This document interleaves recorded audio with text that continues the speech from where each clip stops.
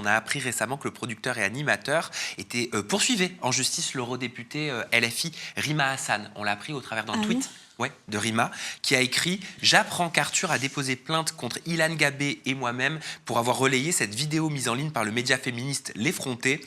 Dénoncer les agissements choquants et problématiques d'une personnalité publique, c'est notre rôle à toutes et à tous. » Comment est-ce que tu perçois, Sandrine Rousseau, le rôle des élus comme Rima Hassan, dans la dénonciation de comportements jugés problématiques de personnalités publiques, à leur comportement datant d'émissions qui ont plus de 20 ans?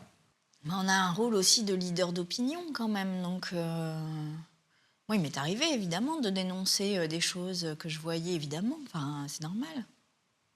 En fait c'est normal. Alors, je sais, moi j'ai pas vu cette vidéo, j'avoue que ça me saoule un peu, donc j'ai pas regardé la vidéo, mais je devrais peut-être la regarder, mais si je l'avais regardée, peut-être moi aussi je l'aurais relayée, tu vois.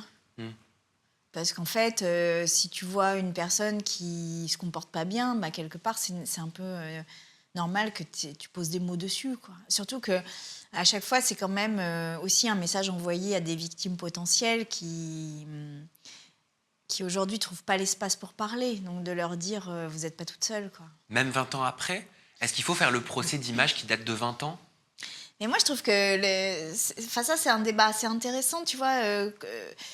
La personne qui était dans un jeu télévisé dont j'ai oublié le nom, qu'on appelait Pépita, et qui en fait était une femme noire. Pyramide. Pyramide.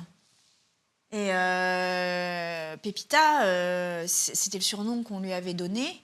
Elle s'appelait pas comme ça.